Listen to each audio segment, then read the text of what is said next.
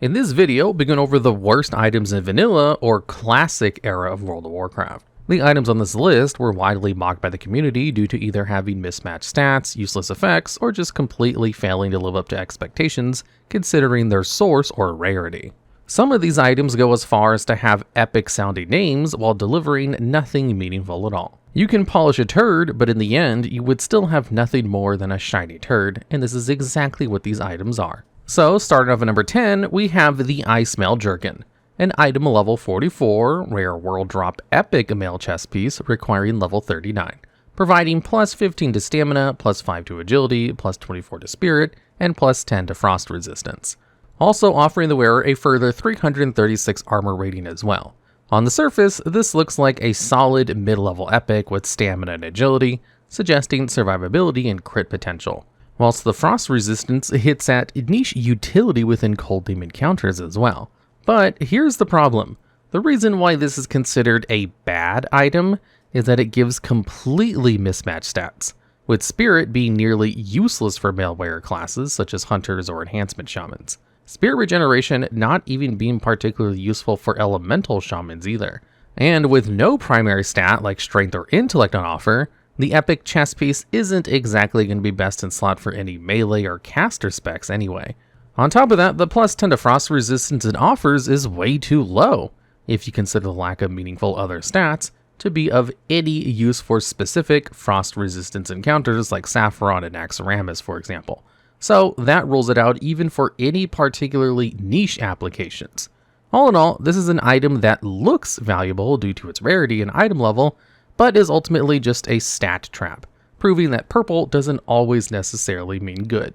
The only thing this item was good for was selling to a vendor or for disenchantment, which to be honest will be a recurring theme throughout this list. And next up at number 9, we have the Rock, a common white vendor purchased joke ring with an item level of 1, no additional stat bonuses or level requirement, and only some flavor text saying it's huge.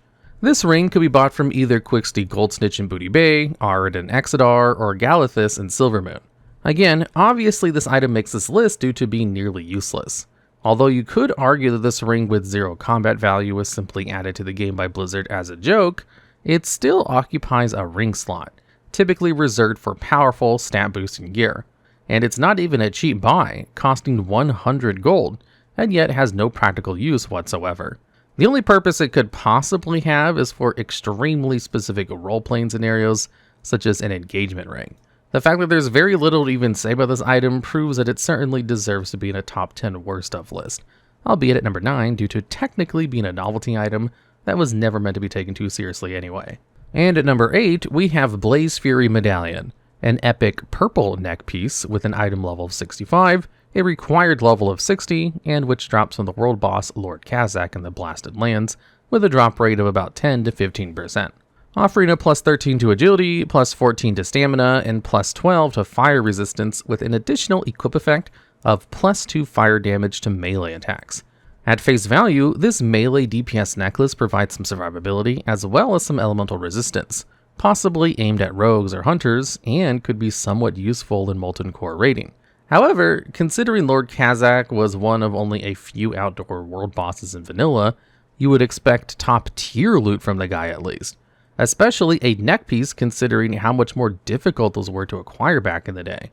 But instead, what players actually got was essentially just plus 2 fire damage to their attacks at level 60. This equip effect didn't scale, didn't crit, nor did it interact with any talents or gear sets. You just got a measly flat 2 damage. For comparison, at level 60, melee swings are hitting for around 150 to 400 plus damage, so a plus 2 is negligible.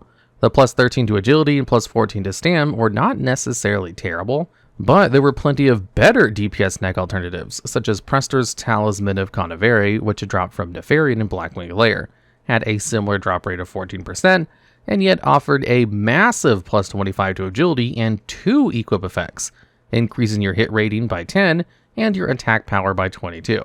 And just like the Jerkin, the plus 12 to fire resistance was way too low to be worthwhile in a fire resist fight, such as Ragnaros or Golmag in Molten Core.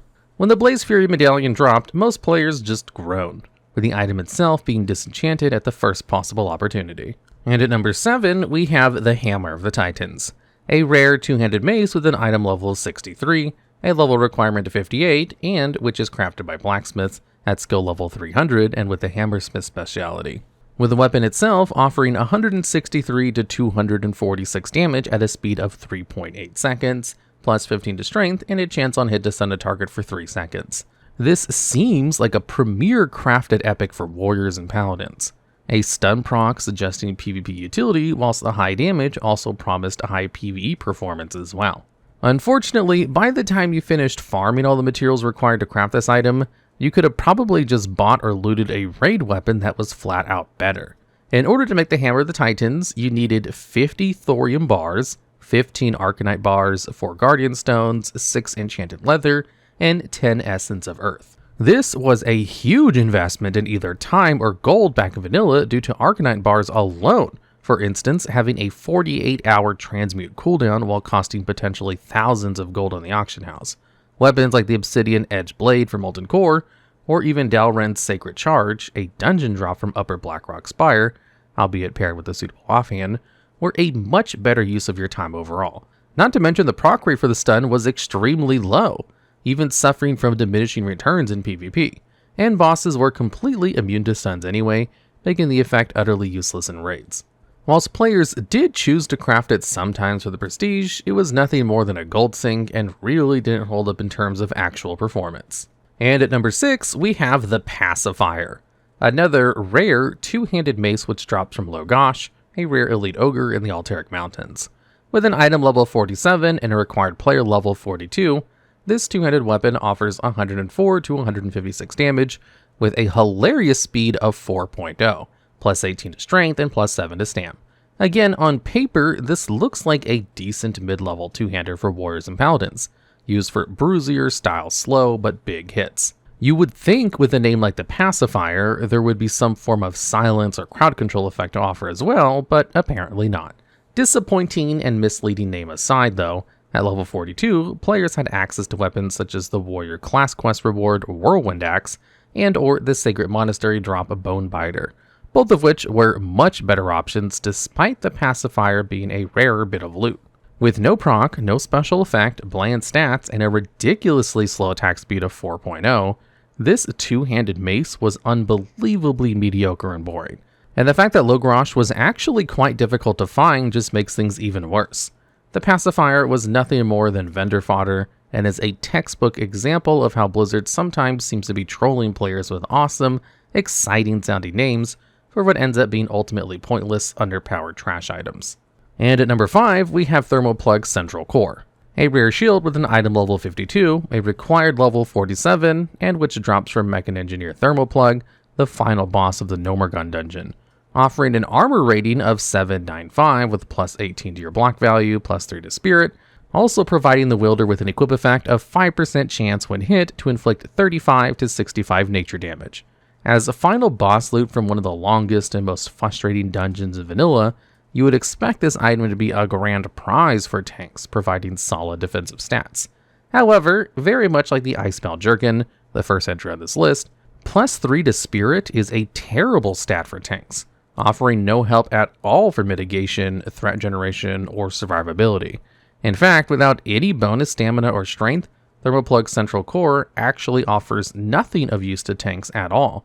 In contrast, the uncommon Green Shield, Crest of Darkshire, a quest reward in Duskwood available at level 20, offered 661 armor rating, plus 14 to block value, plus 2 to strength, and plus 7 to stam, and you could obtain that without having to slog through a notoriously long and confusing dungeon.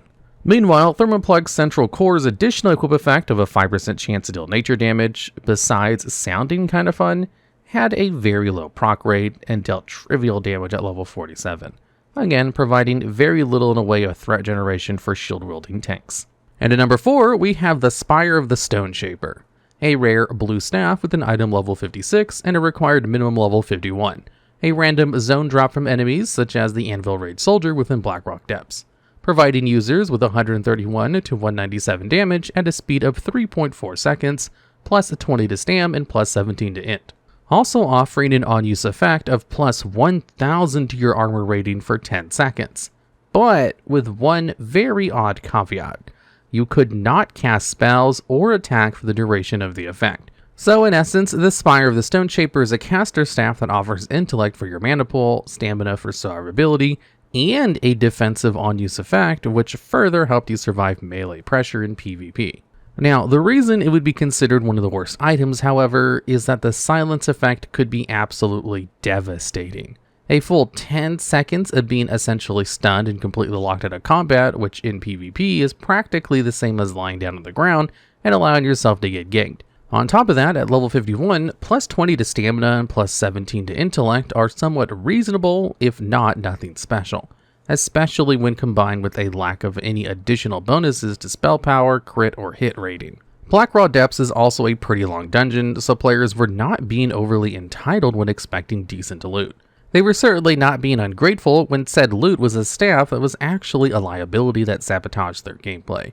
Unlike the previous bad items on this list, this staff did not even have a potential niche use either.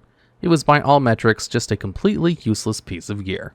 And at number 3, we have the Lion Horn of Stormwind, an epic trinket with an item level of 63 as well as a level requirement of 58.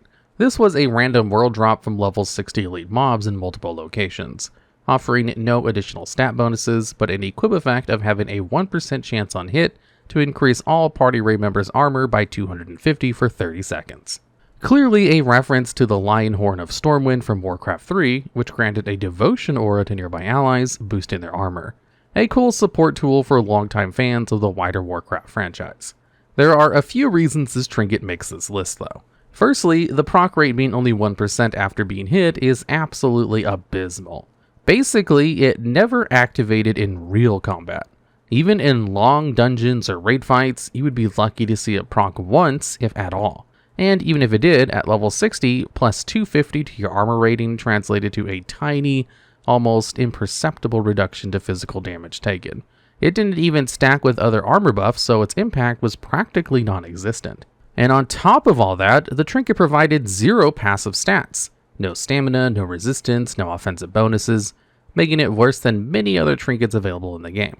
Literally 99% of the time, the Lion Horn of Stormwind was a paperweight filling up one of your gear slots for no reason at all. Looting a random epic world drop should feel like an exciting and rewarding moment in an MMO, especially when its name is such a nostalgic reference to Warcraft history. You certainly should not be sighing in utter disappointment at the sight of a purple trinket arriving in your inventory. And speaking of disappointing purple trinkets, at number 2 we have the Essence of the Pure Flame. An epic drop from Ragnaros and Molten Core with an item level of 75 and a player level requirement of 60. This item had a drop chance at around 30%, like the previous entry. Only had one equip effect. When struck in combat, it would inflict a whopping 13 fire damage. Thematically, it was supposed to represent the idea of anyone who dared to strike you would be struck by the flames of the Fire Lord Ragnaros himself. A defensive trinket useful for tanks and threat generation, or just to punish melee attackers in PvP. But yet again, 13 fire damage is so unbelievably pathetic that it is almost laughable, especially at level 60. It didn't scale, it didn't crit, it didn't interact or synergize with any talents or gear, only simply having a chance to activate when you were hit. It granted no stam, no resistance, no offensive bonuses. Just like the previous entry, it was basically just a waste of a trinket slot with a worse on-equip effect. Fighting against Ragnaros took weeks of rating progression, so players expected his loot to be legendary. And yet this item was so underwhelming that it gained the nickname Essence of the Pure Nexus, since it was almost always disenchanted as soon as it dropped. The Essence of the Pure Flame trinket is practically a poster child for raid loot that fails to deliver, but at the same time, it doesn't quite reach the completely worthless rock-bottom depths that is at this number 1. And that brings us to our final entry. The worst item in vanilla/classic era World of Warcraft. At number 1, we have Shadowstrike or Thunderstrike, an epic purple 2-handed polearm with an item level of 66 and a level requirement of 60. Dropping from Sulfuron Harbinger and Molten Core raid, this item had a unique feature in that it could transform between Shadowstrike and Thunderstrike, albeit with a 1-minute cooldown. In Shadowstrike form, this weapon has 147 to 221 damage at a speed of 3.1 seconds, and a chance on hit to steal 100 to 180 life from the target. Meanwhile, in Thunderstrike form, this same amount of damage, 147 to 221, but with a chance to hit up to 3 targets with 150 to 250 nature damage instead of the life-stealing proc. So, ultimately, a 2 for the price of 1 situational polearm weapon granting both a vampiric lifestealing effect as well as a flashy damage passive as well.